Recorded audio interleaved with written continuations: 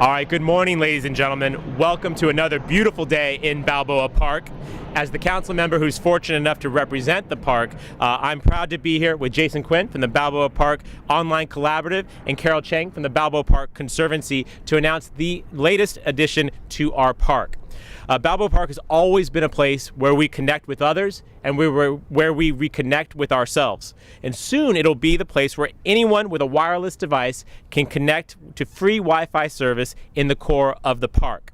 I want to acknowledge the Balboa Park Online Collaborative, which is working to maximize the use of technology to enhance the visitor experience in the park. They spearheaded an effort as a part of their ongoing effort to provide wireless access throughout the entire park. For the first time, free Wi-Fi access will soon be available from Spreckels Oregon Pavilion all the way to the San Diego Museum of Art. Now, as a person who is completely wedded to his wireless device, I am thrilled that I can now use my iPhone here in the Central Mesa, which is one of my favorite places to spend time, and I know where many San Diegans like to spend their free time. This coverage will encompass the newly created public space in the Plaza de Panama, where visitors can enjoy free online access from the comfort of the tables and chairs that were recently set up by the city of San Diego.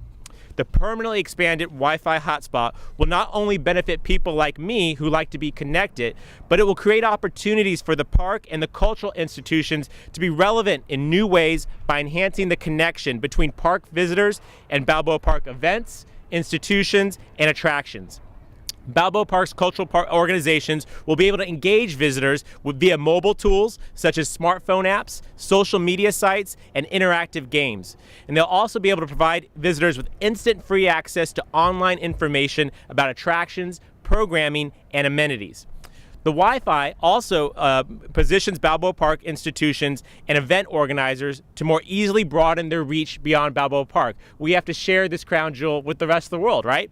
And so, for example, the Spreckels Oregon Society can move forward on a plan to offer webcasts of the free Sunday concerts here in the Oregon Pavilion. I think that would be a wonderful addition.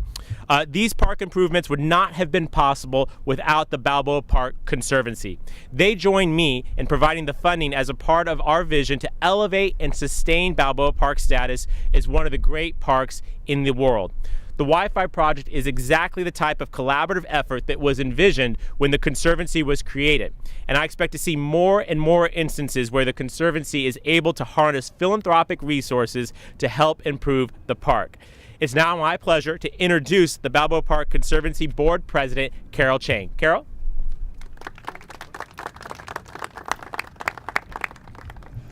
As Todd has said, working with the city and other organizations to enhance and preserve Balboa Park is the Conservancy's core value. We all know how important it is to enhance the visitor experience in the park. Increased Wi-Fi connectivity in the heart of the park will certainly just do that by enabling park visitors to utilize mobile tools and explore the park's treasures more easily. And it will, as Todd has mentioned, it will also allow the park institutions near Spreckels Oregon Pavilion to enhance their mobile experience. So this project is really a win-win for many, many park visitors. Therefore, on behalf of the Conservancy, we are delighted to be here partnering with Council President Gloria and the city to provide funding support for this important project. We're further pleased to have worked with the Balboa Park Online Collaborative, the technical team that made the connectivity happen.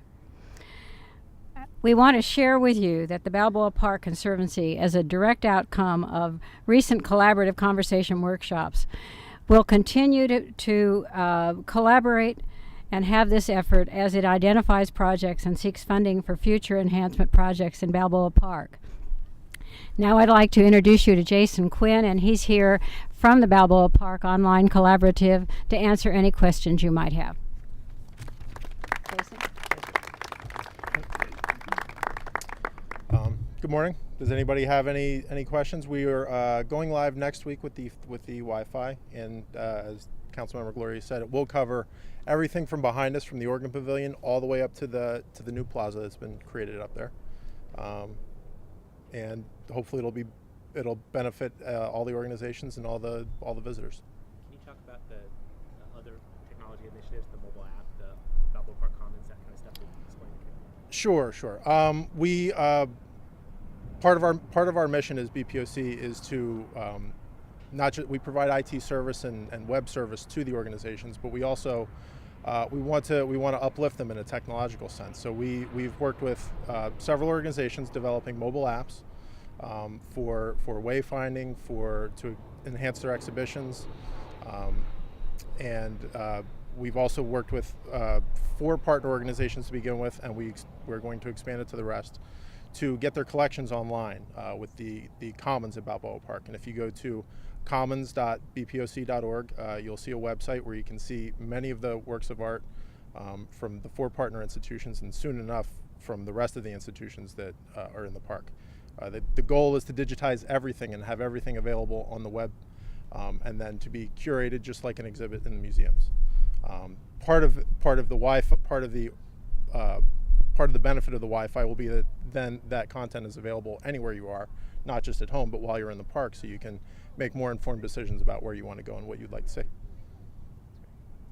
Where's the signal actually coming from? The signal will be coming from the organ pavilion.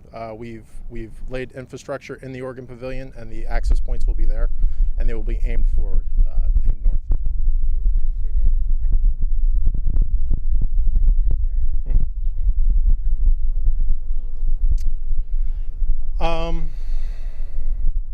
It depends. The question is how many people can use it at the same time. That really depends on what type of use they're getting. For normal mobile phone use, which is what we typically expect to see, we should be able to cover hundreds, if not thousands, of people. Our intent is to provide coverage for our maximum use cases for when we have December nights, when we have tens of thousands of people walking through this concourse at once. So our intent is to be able to handle that kind of coverage. Of course, the more people you get, the slower everything will be, but it's going to be very high performing, so that should be not a problem for anybody. Yes, sir. Jason, I've heard that that there's a new line coming into the park. Is this going to be hooked into the new?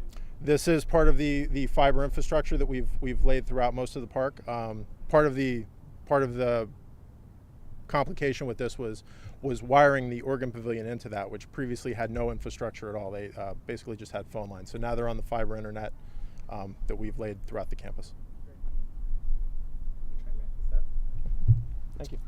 Thank you, Jason. Thank you, Carol. And thank you, everyone who's here. We're going to have a check presentation. Get out your mobile phone so we can illustrate what we did this for. And if I can just conclude, 2 things about this. Number 1 is Balboa Park is our crown jewel. And my goal, my objective as the council member for Balboa Park is to always increase access. And that's whether that's through technology and making the park relevant in the 21st century, to increasing linguistic and having our cultural institutions provide their programming in Spanish and in English, or in providing enhanced access to some of our public facilities and expanding them in the hours of operation. All of this is about expanding access to our citizens' crown jewel. This is a step in the right direction, so that's why I was happy to partner with the Conservancy, and that's the second part. You know, Balboa Park, we're going to celebrate the 100th anniversary of the Panama, California Exposition in 2015. We, as a generation of San Diegans, have a responsibility to make sure the park is going to be magnificent for another 100 years. And my partner in that effort is the Balboa Park Conservancy. Today's Wi-Fi presentation is one of the first steps that we're doing as a conservancy to make a substantial investment in the park. More will come. And if you're interested in participating with the Conservancy, you can contact them via balboapark.org, I believe. And we'd invite either your time, your talent, or your treasure to help make sure that the park, again, is magnificent for the next 100 years. Let's look back in 2115 to what San Diegans in 2015 did, in the same way that we look back at 1915 and are so grateful for what San Diegans did then. So thank you all, and let's get this check out. Let's go.